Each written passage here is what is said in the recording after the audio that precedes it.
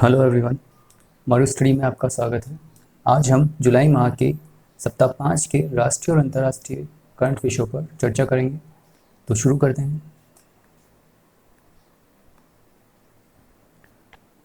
हाल ही में भारतीय नौसेना का सबसे बड़ा सौर ऊर्जा संयंत्र कहाँ स्थापित किया गया है, यह हमें बताना है। तो ये कहाँ स्थापित किया गया है? ये किया गया है भारतीय नौसेना अकादमी एझिमाला के अंदर। और ये कहाँ पर स्थित है? ये है केरला के अंदर। केरला के अंदर ये स्थापित किया गया है। इसकी जो कैपेसिटी है वो कितनी है? 3 मेगावाट। और साथ ही ये किस मिशन के अंतर्गत किया गया है? तो ये किया गया है नेशनल सोलर मिशन के अंतर्गत। नेशनल सोलर मिशन, इसके अंतर्गत यह सौर ऊर्जा संयंत्र जो है स्थापित किया गया है। इसे अनिल कुमार चावला जी द्वारा कमीशन किया गया है, जो कि वहाँ के क्या है, हेड एंड चीफ है वहाँ के अनिल कुमार जी चावला। इसके साथ ही सोलर एनर्जी प्लांट जो है वो स्थापित किया गया था। और वो कहाँ पर स्थापित किया गया था? इसके अलावा वो किया गया था वेस्टर्न नेवल कमांड पर। वेस्टर्न नेवल कमांड पर। और ये कहाँ पर है? नवी मुंबई के अंदर, महाराष्ट्र। और वहाँ के जो कमांडर चीफ हैं वो कौन थे? Vice admiral Ajit Kumar ji. इन्होंने यहाँ पर 2 मेगावाट का जो पावर प्लांट है, सोलर एनर्जी प्लांट, इसे कमीशन किया था यहाँ पर। तो आप ये भी ध्यान रखिएगा। इंडियन नेवी में हाल ही में लार्जेस्ट सोलर पावर प्लांट तो है एझिमाला के अंदर, केरल के अंदर, जो कि इंडियन नेवल अकेडमी के वहाँ पर स्थापित किया गया है, जिसकी कैपेसिटी कितनी है? 3 मेगावाट। और western naval command Navi Mumbai के अंदर 2 मेगावाट जो सोलर एनर्जी प्लांट है वो स्थापित किया गया है। तो आप ये ध्यान रखिएगा। वर्तमान में जो नौसेना के चीफ हैं भारत के, वो कौन है? एडमिरल करमबीर सिंह जी। तो इनका नाम भी आप ध्यान रख सकते हैं। भारत की पहली शहद परीक्षण प्रयोगशाला का कहाँ स्थापित की गई है? तो हाल ही में कहाँ पे स्थापित की गई है? ये की गई है गुजरात के आनंद में। आनंद को हम मिल्क सिटी के नाम से भी जानते हैं, तो आप ये भी ध्यान रखिएगा। और साथ ही यह लेबोरेटरी जो है वो NABL, जो कि सभी लेबोरेटरीज को मान्यता प्रदान करती है, इसके द्वारा अनुमोदित है। और it is set up by NDDB, यानी कि नेशनल डेयरी डेवलपमेंट बोर्ड के द्वारा ये सेट की गई है। तो आप ये ध्यान रखिएगा कि हाल ही में शहद परीक्षण प्रयोगशाला जो है वो गुजरात के अंदर आनंद में स्थापित की गई है NDDB की सहायता से, और NABL के द्वारा ये अनुमोदित है। इसके अलावा NDDB के जो वर्तमान में चेयरमैन है वो कौन है? दिलीप रथ जी। दिलीप रथ, तो इनका नाम भी आप ध्यान रखिएगा। और इससे हाल ही में जो इनॉग्रेट किया गया था वो किसके द्वारा किया गया था? नरेंद्र सिंह तोमर जी के द्वारा। नरेंद्र सिंह तोमर, जो कि कौन है? हमारे कृषि मंत्री हैं। तो इनका नाम भी आप ध्यान रख सकते हैं। डिजिटल अर्थव्यवस्था मिशन का संबंध किस राज्य से है? तो किस राज्य से है? ये है कर्नाटका। कर्नाटका के अंदर हाल ही में डिजिटल इकोनॉमी मिशन जो है वो स्टार्ट किया गया है। इसके अंतर्गत जो 49% शेयर होगा वो गवर्नमेंट होल्ड करेगी, और 51 इज़ हेल्ड बाय जितनी भी वहाँ की स्टैक होल्डर्स हैं, वहाँ की इंडस्ट्रीज़ हैं, वो सभी 51 स्टैक जो है वो होल्ड करेगी। तो ये कर्नाटका गवर्नमेंट के द्वारा शुरू किया गया है डिजिटल अर्थव्यवस्था मिशन, जिसे हम डिजिटल इकोनॉमी मिशन भी कह सकते हैं। इसके साथ ही ये किस एक्ट के ज़रिए इम्प्लीमेंट किया जा रहा है? तो ये है कंपनी एक्ट 2013 के सेक्शन 8 के अंतर्गत। तो आप ये भी ध्यान रख सकते हैं। इंटरनेट स्पीड रैंकिंग में भारत का क्या स्थान है? तो हाल ही में इंटरनेट स्पीड रैंकिंग जुलाई में भारत की जो रैंकिंग है वो कितनी है? 129। तो ये आप ध्यान रखिएगा। भारतीय रेलवे पहली विद्युतीकृत डबल स्टैक कंटेनर सुरंग का निर्माण किस राज्य में कर रहा है? तो हाल ही में किस राज्य में किया जा रहा है? ये किया जा रहा है हरियाणा के अंदर। हरियाणा में भी सोहना जगह पर ये निर्माण किया जा रहा है। इसको किया किसके द्वारा जा रहा है? DFCCIL के द्वारा, dedicated freight corridor corporation Indian limited के द्वारा ये किया जा रहा है। यह विश्व की पहली विद्युतीकृत डबल स्टैक कंटेनर सुरंग होगी, जिसकी की लेंथ कितनी है? 1 किलोमीटर। तो ये आप ध्यान रखिएगा।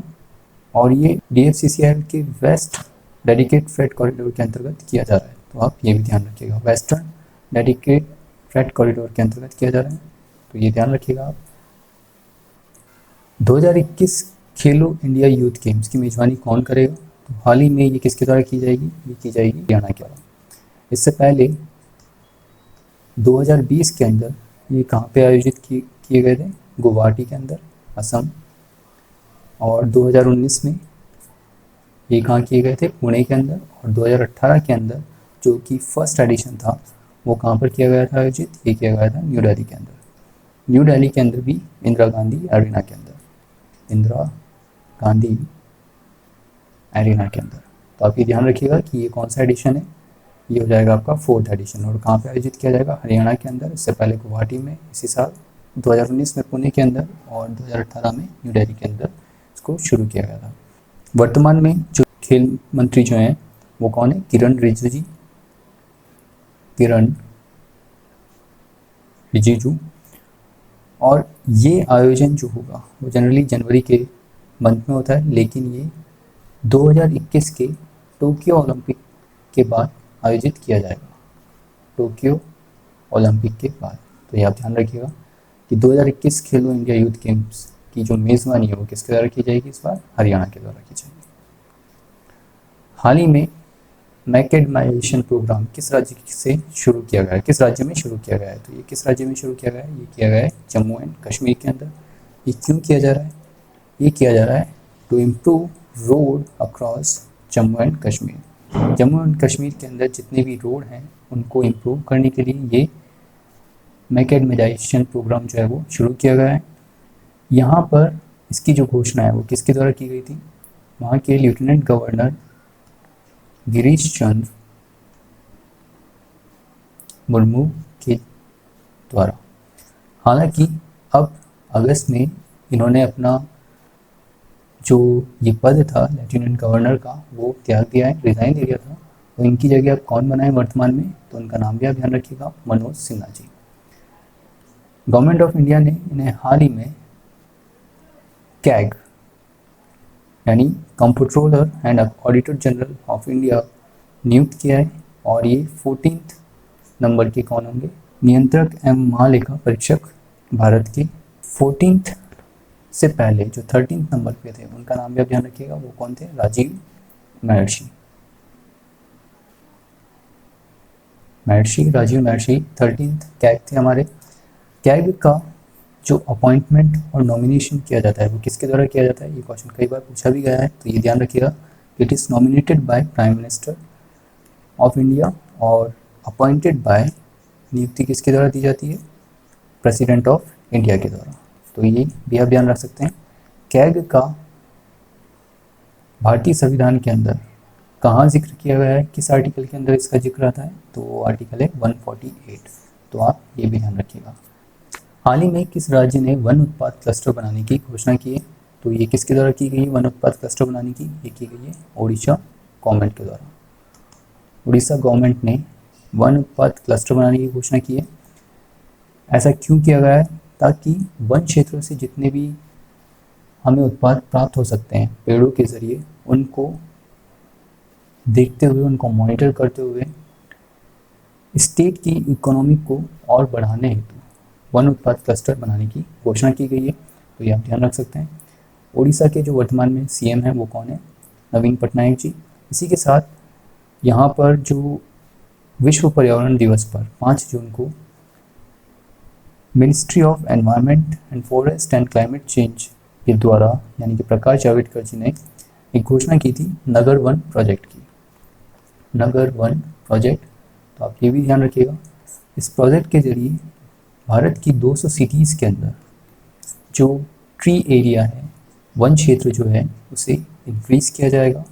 टू इंक्रीज ट्री कवर और green cover, it is been initiated by the ministry of environment and forest and climate change. तो ये आप ध्यान रख सकते हैं। हाल ही में मध्य प्रदेश का राज्यपाल किसे नियुक्त किया गया है? तो ये किसे नियुक्त किया गया है? ये नियुक्त किया गया है आनंदीबेन पटेल जी को। ये वर्तमान में एमपी के भी गवर्नर है और इसके साथ में यूपी के भी गवर्नर है। इन्हें एमपी के जो पूर्व गवर्नर थे लालजी टंडन, उनके डेथ के बाद में इन्हें एमपी का गवर्नर नियुक्त किया गया है। लालजी टंडन जी के नाम पर लखनऊ में एक चौराहे का नाम रखा गया है। तो ये भी आप ध्यान रख सकते हैं कि लखनऊ में एक चौराहा है, उसके नाम जो है वो लालजी टंडन के ऊपर रखा गया है। तो ये भी आप ध्यान रख सकते हैं। हाल ही में ट्यूनीशिया के नए प्रधानमंत्री कौन बने? तो इनका नाम आप ध्यान रख सकते हैं। ये कौन है? हिचेम मिचिची। तो इनका नाम ध्यान रखिएगा। ट्यूनीशिया नॉर्थ अफ्रीका की एक कंट्री है, ये आप ध्यान रखिएगा। मौसम ऐप किसके द्वारा लॉन्च किया गया है? तो हाल ही में ministry of earth and sciences के द्वारा मौसम ऐप जो है वो लॉन्च किया गया है फॉर आईएमडी। और आईएमडी की फुल फॉर्म क्या हो जाएगी? Indian meteorological department. इसके जो वर्तमान में डायरेक्टर जनरल है, उनका नाम भी आप ध्यान रखिएगा। वो कौन है? मृत्युंजय मोहपात्रा जी। मृत्युंजय मोहपात्रा। यह ऐप जो है रियल टाइम वेदर अपडेट्स देगा और ये किसके द्वारा अभी लॉन्च किया गया है? मिनिस्ट्री ऑफ अर्थ साइंस के द्वारा। इसके मंत्री कौन है मिनिस्ट्री ऑफ अर्थ साइंस के? वो हैं डॉक्टर हर्षवर्धन सिंह। डॉक्टर हर्षवर्धन सिंह। तो इनका नाम भी आप ध्यान रख सकते हैं। ये हमारे भारत के चिकित्सा मंत्री भी हैं, तो इनका नाम आप ध्यान रखिएगा। साथ ही कुछ और ऐप्स भी हैं जिनका नाम आप ध्यान रख सकते हैं, जो कि हाल ही में लॉन्च की गई थी, जैसे कि उमंग app, Meghdoot app,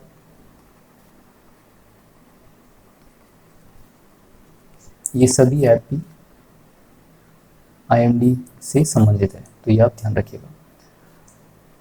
dare to dream 2.0 प्रतियोगिता किसके द्वारा शुरू की गई है? तो डेयर टू ड्रीम 2.0 ये किसके द्वारा शुरू की गई है प्रतियोगिता? डीआरडीओ के द्वारा। और डीआरडीओ की फुल फॉर्म क्या होगी? Defence research and development organisation, जिसे हम रक्षा अनुसंधान एवं विकास संगठन के नाम से भी जानते हैं। इसकी स्थापना कब की गई थी? हमने कई बार डिस्कस किया 1958 के अंदर। वर्तमान में जो डीआरडीओ के चीफ हैं वो कौन है? जी सतीश रेड्डी जी। जी सतीश रेड्डी। तो आप ये ध्यान रखिएगा, ये जो डेयर टू ड्रीम 2.0 प्रतियोगिता है, ये किसके ऊपर शुरू की गई है? ये की गई है डॉक्टर कलाम से प्रेरणा लेते हुए उनके विज़न पर। यह एक ओपन चैलेंज है जो कि इनोवेटर्स और स्टार्टअप्स के लिए है। तो ये भी आप ध्यान रख सकते हैं कि एपीजे अब्दुल कलाम की 5th डेथ एनिवर्सरी पर डेयर टू ड्रीम 2.0 जो है वो शुरू किया गया है।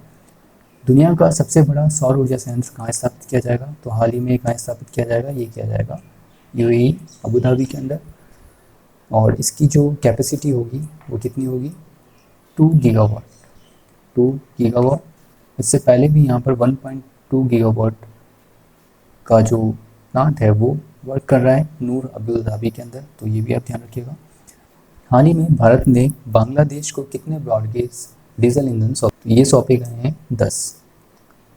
ये आप ध्यान रखिएगा। बांग्लादेश के अंदर हाल ही में भारत ने 10 ब्रॉडगेज डीजल लोकोमोटिव जो हैं वो सौंपे हैं बांग्लादेश को। वर्तमान में जो भारत के रेलवे मंत्री हैं उनका नाम क्या है? पीयूष गोयल। और जो चेयरमैन है रेलवे के, उनका नाम क्या है? वीके यादव जी। इनका नाम आप ध्यान रखिएगा। टी हैविलैंड का हाल ही में निधन हो गया है। वे किस क्षेत्र से संबंधित थी? तो वह एक फिल्म अभिनेत्री थी, तो ये फिल्म के क्षेत्र से संबंधित थी।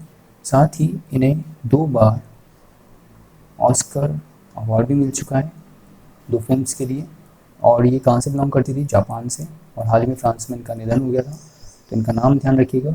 इनका नाम पूरा क्या है? Olivia de Havilland. और ये एक फिल्म अभिनेत्री थी। भारतीय मानक ब्यूरो के BIS केयर ऐप को किसने लॉन्च किया है? तो हाल ही में किसके द्वारा लॉन्च किया गया है? ये किया गया है रामविलास पासवान जी के द्वारा, जो कि कौन है? Union minister of consumer and affairs. तो इनका नाम आप ध्यान रखिएगा। और ये क्यों किया गया है BIS? ताकि लोग चेक कर सके हॉलमार्क और ISI क्वालिटी को। हॉलमार्क एंड ISI क्वालिटी को चेक करने के पर्पज़ से किसी भी प्रोडक्ट के लिए ये BIS केयर ऐप लॉन्च किया गया है। यहाँ पर BIS का मतलब क्या हो जाएगा? Bureau of Indian standard. Bureau of Indian standard. तो ये आप ध्यान रखिएगा। The Indian way strategies from N uncertain world नामक पुस्तक किसने लिखी है? तो हाल ही में किसके द्वारा लिखी गई है? एस जयशंकर जी के द्वारा लिखी गई है ये बुक आप ध्यान रखिएगा, किसी भी एग्ज़ाम में ये पूछी जा सकती है, इंपॉर्टेंट है। एस जयशंकर जी कौन है? ये वर्तमान के हमारे फॉरेन मिनिस्टर है, भारत के जो विदेश मंत्री उनका नाम क्या है? एस जयशंकर जी, इनका नाम आप ध्यान रखिएगा। मेडिकल बेड आइसोलेशन सिस्टम आश्रय विकसित किया गया है, तो हाल ही में किसके द्वारा विकसित किया गया है? ये विकसित किया गया है DIAT पुणे के द्वारा। ये एक इंस्टीट्यूट है, इसका नाम क्या हो जाएगा? Defence institute of advance technology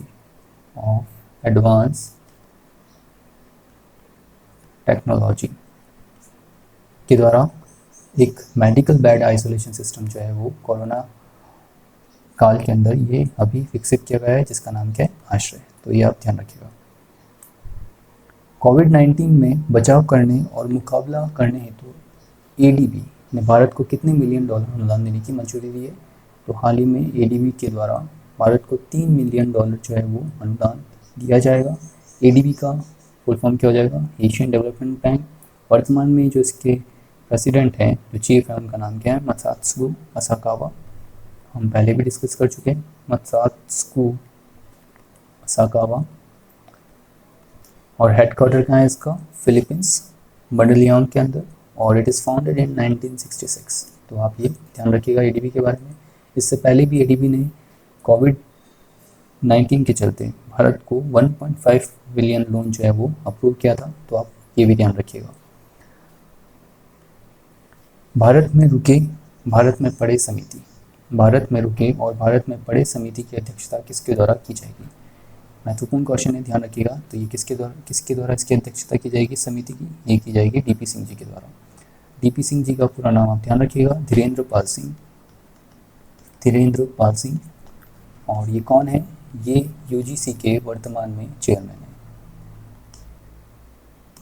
तो भारत में जो लोग स्टडी नहीं करते हैं, विदेशों में जाके जो पढ़ रहे हैं, उस स्ट्रेंथ को कम करने और यहाँ पर इसके लिए इंस्टीट्यूट में सीट बढ़ाने हेतु इस समिति का गठन किया गया है, जिसका नाम क्या रखा है? भारत में रुके और भारत में पढ़े समिति।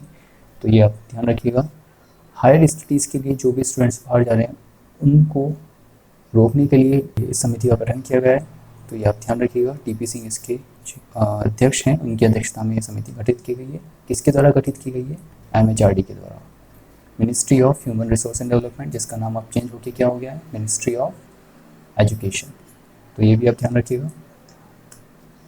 पेटीएम मनी के CEO कौन बने? तो हाल ही में पेटीएम मनी के जो CEO हैं, पेटीएम मनी के, वो कौन बने? वरुण श्रीधर जी हाल ही में इसके CEO बने पेटीएम मनी के। और पेटीएम के जो CEO हैं वो कौन है? विजय शंकर शर्मा जी। तो आप ये भी ध्यान रख सकते हैं। बैंडिकूट नामक रोबोट जो कि मेन हॉल सिविल रेस के लिए तैनात किया गया है, का संबंध किस राज्य से? तो हाल ही में इसे लॉन्च किया गया था।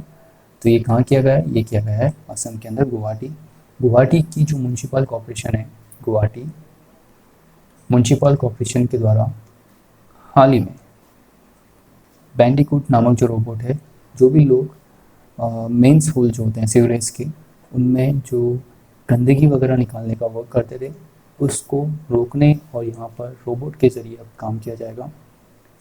इसके लिए IOC इंडियन ऑयल कॉर्पोरेशन के द्वारा मदद की गई थी under CSR corporate social responsibility fund के अंतर्गत। यह किसके द्वारा बनाया गया है रोबोट? तो ये भी आप ध्यान रखिएगा, ये किसके द्वारा बनाया गया है? जनरल रोबोटिक्स के द्वारा, GENROBOTICS जनरल रोबोटिक्स के द्वारा ये बनाया गया है under make in India programme के अंतर्गत, under make in India programme. और कई राज्यों में इसको अब यूज़ किया जा रहा है। और गुवाहाटी में, यानी नॉर्थ ईस्ट का फर्स्ट स्टेट और जहाँ पर ये यूज़ किया जा रहा है वो कौन सा है? गुवाहाटी। तो इसलिए इंपॉर्टेंट है, ये आप ध्यान रखिएगा। उपोष्ण कटिबंधीय फल एक्सपो 2020 कहाँ आयोजित किया गया है? तो ये कहाँ आयोजित किया गया है? ये किया गया है हरियाणा के अंदर। हरियाणा के अंदर 5 दिवसीय फल एक्सपो जो है वो आयोजित किया गया था। इसके अंदर डिफरेंट टाइप्स के जो फलों की किस्म है उसको प्रदर्शित किया गया था। साथ ही एक प्रोजेक्ट है जिसे इंडो इसराइल प्रोजेक्ट के नाम से भी जानते हैं, इंडो इसराइल प्रोजेक्ट। उसमें 27 आम की किस्में, 27 आम की जो किस्म है उसे भी प्रदर्शित किया गया था, तो ये आप ध्यान रखिएगा। हरियाणा में भी कहाँ पर, लाडवा, हरियाणा में लाडवा में, जो कि कुरुक्षेत्र में, वहाँ पर ये 5 दिवसीय उप उष्ण कटिबंधीय फल एक्सपो 2020 आयोजन किया गया था, तो ये आप ध्यान रख सकते हैं। Premier leagues golden boot football award किसने जीता है, तो ये किसके द्वारा जीता गया है, ये जीता गया है जैमी वर्डीज के द्वारा, जो कि लिसेस्टर सिटी से खेलते हैं, लिसेस्टर सिटी, तो ये आप ध्यान रखिएगा। गुस्तावे ट्रॉफी अवार्ड किसके द्वारा जीता गया है, तो हाल ही में गुस्तावे ट्रॉफी अवार्ड जो है भारत की पहली सौर ऊर्जा संचालित नौका आदित्य के द्वारा जीता गया है। एक नौका है जिसका नाम क्या है, आदित्य, जो कि किससे संचालित है, सौर ऊर्जा संचालित है, तो ये आप ध्यान रखिएगा। हाल ही में प्रधानमंत्री नरेंद्र मोदी ने किस देश के सुप्रीम कोर्ट भवन का ई उद्घाटन किया है, तो हाल ही में किस देश के सुप्रीम कोर्ट का ई उद्घाटन किया है, ये किया गया है मॉरिशस के द्वारा। मॉरिशस और गवर्नमेंट ऑफ इंडिया के संयुक्त प्रयास से इस भवन का निर्माण किया गया था और हाल ही में ये उद्घाटन किया गया था प्रधानमंत्री नरेंद्र मोदी जी के द्वारा। मॉरिशस के जो वर्तमान में पीएम है उनका नाम क्या है, प्रवीण जगन्नाथ जी, प्रवीण जगन्नाथ जी, और साथ ही मॉरिशस की जो कैपिटल है वो क्या है, पोर्ट लुइस, तो आप ये भी ध्यान रखिएगा। बर्न्ट शुगर उपन्यास किसके द्वारा लिखा गया है, तो बर्न्ट शुगर उपन्यास जो है ये लिखा गया है अवनी जोशी जी के द्वारा। It is also long listed for Booker prize 2020, तो ये आप ध्यान रखिएगा। हाल ही में प्रधानमंत्री नरेंद्र मोदी जी का निजी सचिव किसे नियुक्त किया गया है, तो निजी सचिव नियुक्त किया गया है, ये किया गया है हार्दिक सतीश चंद्र शाह जी को। इसके अलावा ये तो प्राइवेट सेक्रेटरी हो गए, जो प्रिंसिपल सेक्रेटरी है प्राइम मिनिस्टर मोदी जी के, उनका नाम भी आप ध्यान रखिएगा, वो कौन है, प्रमोद कुमार मिश्रा जी, ये भी नाम आप ध्यान रख सकते हैं। किस राज्य में लाइफ साइंस पार्क का शिलान्यास किया गया है, तो हाल ही में कर्नाटका में लाइफ साइंस पार्क का शिलान्यास किया गया है।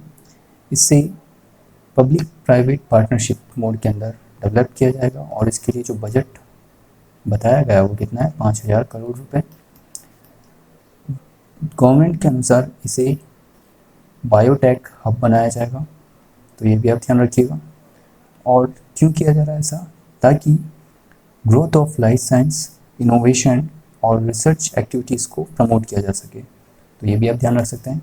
इसके साथ ही कर्नाटका में हाल ही में हमने पहले डिस्कस किया है डिजिटल इकोनॉमी मिशन शुरू किया गया है, साथ ही गेट सेट को और मेक संदेश ऐप का संबंध किस राज्य से है, कर्नाटका से, तो ये सब आप ध्यान रखिएगा। सीएम कौन है, बीएस येदियुरप्पा जी। 12 अमृत फार्मेसी की स्थापना किस राज्य में की गई है, तो हाल ही में जम्मू एंड कश्मीर के अंदर 12 अमृत फार्मेसी की स्थापना की गई है। जम्मू कश्मीर के वर्तमान में जो गवर्नर है वो कौन है, लेफ्टिनेंट गवर्नर जो है वो कौन है, मनोज सिन्हा जी।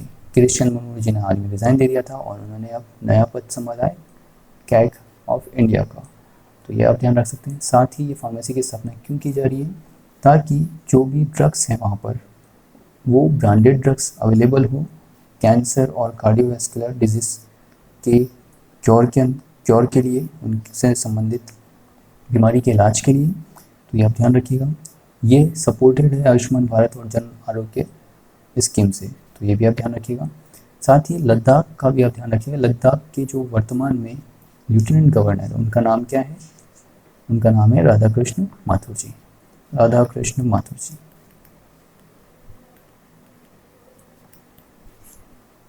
लद्दाख, इनका नाम जनरली आता नहीं है बट ये नाम ध्यान रखिएगा। ऑपरेशन लिजेंड किस देश से संबंधित है, तो हाल ही में यूएसए के द्वारा ये ऑपरेशन लिजेंड जो है वो शुरू किया गया था। क्यों शुरू किया गया था, to fight against the violent crime in cities, to fight against the violent crime in cities. It is started by the USA president Donald Trump और उसका नाम क्या दिया गया है, ऑपरेशन लिजेंड, तो ये आप ध्यान रख सकते हैं। ग्रीन एक्ट परियोजना का संबंध किस राज्य से है, तो ग्रीन एक्ट परियोजना का संबंध मिजोरम से है। मिजोरम के अलावा यह कुछ और राज्यों में भी शुरू की गई है, जैसे कि मध्य प्रदेश, उड़ीसा, राजस्थान और उत्तराखंड। इसके अंतर्गत होगा क्या, यहाँ पर जो एग्रीकल्चर क्षेत्र है, एग्रीकल्चर जो एरिया है, उसको सस्टेनेबल तरीके से इसको ट्रांसफॉर्म किया जाएगा विदाउट कॉम्प्रोमाइजिंग फूड सिक्योरिटी। यह किसके द्वारा फंडेड है, तो ये भी आप ध्यान रखिएगा, ये फंडेड है global environment facility, global environment facility के द्वारा फंडेड है।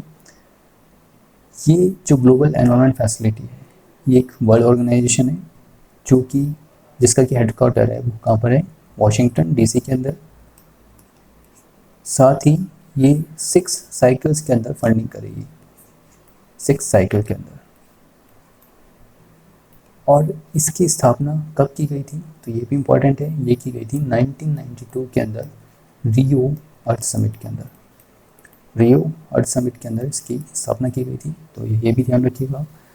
तो ग्रीन एग परियोजना का संबंध मेनली क्योंकि मिजोरम नॉर्थ ईस्ट स्टेट है और वहाँ पर ही शुरू किया जा रहा है, तो यहाँ पर अभी ग्रीन एग परियोजना की शुरुआत की गई है। इसके साथ ही मध्य प्रदेश, उड़ीसा, राजस्थान, उत्तराखंड में भी ये शुरू किया गया है। किसके द्वारा फैसिलिटेड है, ये ग्लोबल एनवायरनमेंट फैसिलिटी जो फैसिलिटी है उसके द्वारा फंडेड किया जाएगा। 6 साइकिल्स के अंदर फंडिंग की जाएगी। इसका हेडक्वार्टर कहाँ है, वॉशिंगटन डीसी के अंदर। और इसकी स्थापना कब की गई थी, 1992 के अंदर रियो अर्थ समिट के अंदर। तो आप ये ध्यान रखिएगा। मिजोरम के अंदर हाल ही में एक मेगा फूड पार्क की भी स्थापना की गई थी। इसका आपको जगह का नाम बताना है, कमेंट बॉक्स में लिख के बताइए कि कहाँ पर इसको इस्टेब्लिश किया गया था। हाल ही में रिलायंस पावर और JER, यहाँ इसको सही कर लीजिएगा, इसका नाम क्या है, JERA ने किस देश में 745 मेगावाट प्राकृतिक गैस संयुक्त चक्र बिजली परियोजना के लिए ADB के साथ समझौता किया है। तो ये किस देश के साथ में समझौता किया गया है, ये किया गया है बांग्लादेश के साथ में। तो ये ध्यान रखिएगा, बांग्लादेश के अंदर हाल ही में रिलायंस पावर और JERA वहाँ की इलेक्ट्रिक कंपनी है जापान की, और रिलायंस पावर इंडिया की इलेक्ट्रिक कंपनी है। इसके जो चेयरमैन हैं वो कौन है, अनिल अंबानी जी। तो इनका नाम ध्यान रखिएगा, अनिल अंबानी। और JERA कंपनी ने किस देश में 745 मेगावाट प्राकृतिक गैस संयुक्त चक्र बिजली परियोजना के लिए ADB के साथ समझौता किया है, तो वो है बांग्लादेश। ये इंपॉर्टेंट है, पूछा जा सकता है, ध्यान रखिएगा। आइवरी कोस्ट के नए प्रधानमंत्री कौन बने, तो हाल ही में आइवरी कोस्ट के जो नए प्रधानमंत्री हैं उनका नाम क्या है, ये है नाम इनका हैम्ड बकायको। आइवरी कोस्ट की जो कैपिटल है वो 2 कैपिटल है। डिफेक्टो कैपिटल जो है उसका नाम क्या है, इसका नाम है अबिदीसान। और जो एडमिनिस्ट्रेटिव कैपिटल है उसका नाम क्या है, यमोसोक्रो। तो ये ध्यान रखिएगा। आइवरी कोस्ट कौन सी कंट्री के अंतर्गत आती है, ये आती है अफ्रीका के अंदर, वेस्टर्न अफ्रीका के अंदर। राज्यसभा की आचार समिति का अध्यक्ष किसे नियुक्त किया गया है, तो हाल ही में शिव प्रताप शुक्ला जी को आचार समिति का अध्यक्ष नियुक्त किया है, तो ये ध्यान रख सकते हैं आप। स्कॉच गोल्डन सम्मान से किस मंत्रालय को सम्मानित किया गया है, तो हाल ही में जो जनजातीय कार्य मंत्रालय है उसे स्कॉच गोल्डन सम्मान से सम्मानित किया गया है। इसके जो मंत्री हैं, जनजातीय मंत्री, उनका नाम ध्यान रखिएगा, वो कौन है, अर्जुन मुंडा। और ये अवार्ड क्यों दिया गया है, ये इसलिए दिया गया है क्योंकि जो भी छात्रों को छात्रवृत्ति दी गई थी वो DBT के जरिए दी गई थी, डायरेक्ट बेनिफिट ट्रांसफ़र के जरिए छात्रवृत्ति पहुंचाई गई थी बच्चों तक। और साथ ही आदिवासियों के सशक्तिकरण के लिए उन्होंने अनोखे प्रयास किए थे, तो इसलिए स्कॉच गोल्डन सम्मान से जनजातीय कार्य मंत्रालय, जिसके मंत्री कौन है, अर्जुन मुंडा जी, इसको सम्मानित किया गया है। तो ये आप ध्यान रख सकते हैं।